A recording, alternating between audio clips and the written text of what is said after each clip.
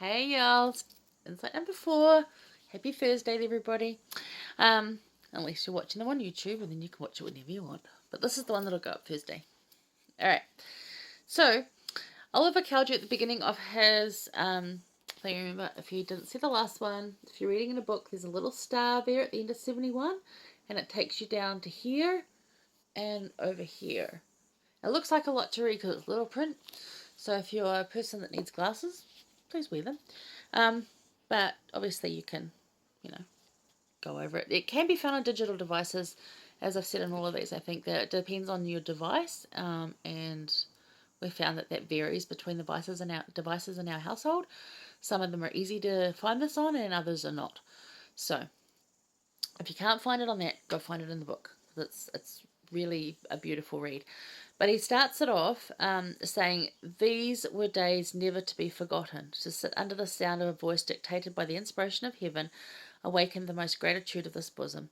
Day after day I continued, uninterrupted, to write from his mouth as he translated with the Urim and Thummim, or as the Nephites would have said, interpreters, the history or record called the Book of Mormon."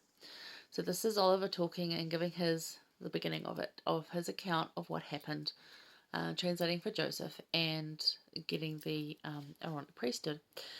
I like we discussed the where was the doubt? Nowhere.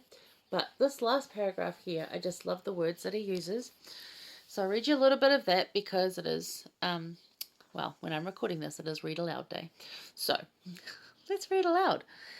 I just love the way he says it, and for me, because I would call myself a writer. I have a talent for writing. I'm not like mega famous at it. I don't have books out, and trying, to get some stuff out. I've got a bit of exciting news coming up, but we've got to wait for that. Not quite yet, but there is something.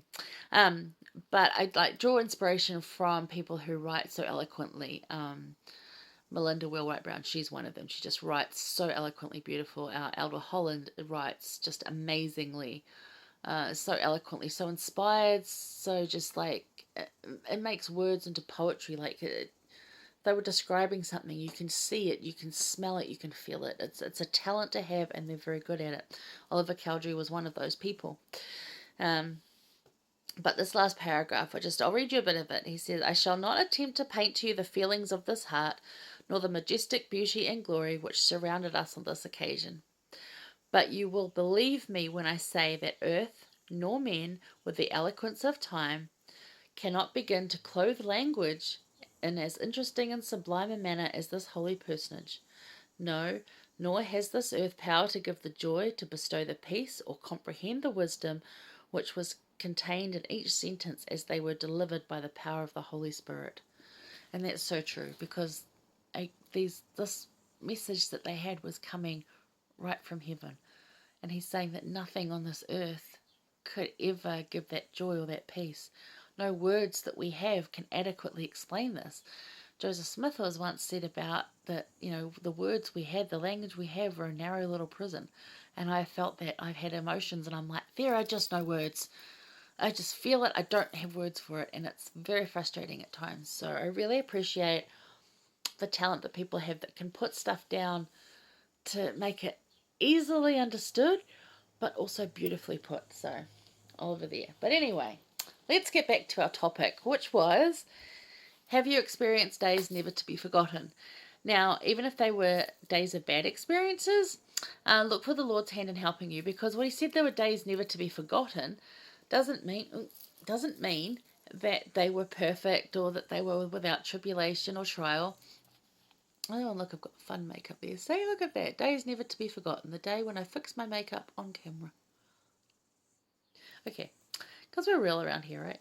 So, yeah, they didn't have to be perfect. He didn't say, like, we weren't experiencing struggles. He didn't say that everything went perfectly and nobody got sick and we got fed 3 meals a day and everybody left us alone and it was joyful, and at lunchtime we went out and played under rainbows.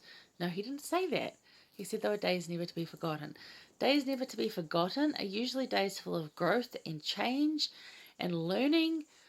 Those are the days that you remember. I don't think any of us will ever forget being in lockdown, whatever our lockdown was. that's not something we're going to forget. That was a time of growth, of change, of it's changed everything for the world going forward. It's never going to go back to what it was, right? And for some of us, we're still in it. We're still experiencing it. We've been in and out of it. So that's days we're never going to forget, right? So we've all experienced something like that. But days never to be forgotten. Days are not perfect. They're times of change and growth where we can see the divine all around. So you've got to look for the good and look for the Lord's hand because it's there. And learn from the time. Take that time to grow and to just embrace everything that's there so that you can really feel of it and be present and grounded and learn and grow from it. Ezra Taft Benson is the quote from this one. Previous prophet, really lovely little man. Really, he was a little man. That's so good. Nothing wrong with being short. He said, when we put God first, all other things fall into their proper place or drop out of our lives. And I know that to be absolutely true. If you're going to put God first, all those things that weren't meant to be in your life will just fall away. I'm just cleaning out the house right now. I'm preparing to sort of move. We haven't found a place to go to. We don't even have our place up for sale yet. But because I've lived here for 18 years, it's a lot of stuff. So I'm clearing out. And now I've changed. I've focused on God more and other things have fallen out of my life. And I've got books in my bookshelf just collecting dust because they're things I read 20 years ago. And I'm like, I kind of don't need those anymore. And it's not that they were bad. They were quite, some of them are Garfield books. They're beautiful. There's nothing wrong with Garfield. Garfield's totally fine. But I'm not going to read them anymore. I've moved on. I've changed.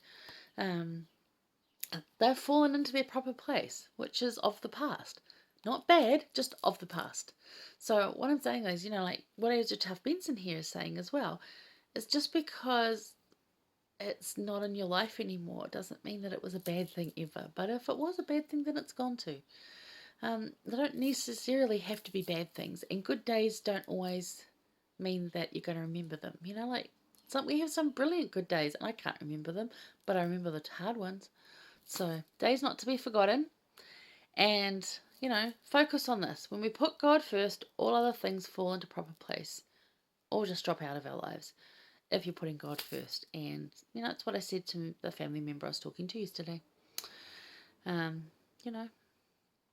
Just keep your values, keep God first, and the other things will fall into place.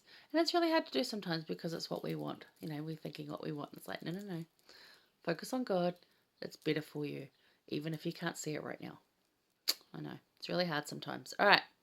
Keep that in mind, though, that days never to be forgotten are days of change and growth and learning. Okay. Alrighty, we're going to just finish off with Joseph Smith History 1, and I've put down 17, which I know it isn't, but, smart here. I wrote in a hurry yesterday. Okay, I'll see you in a bit. I'm going on. Tell me to shut up. All right, see you for the fifth one in a bit. All right,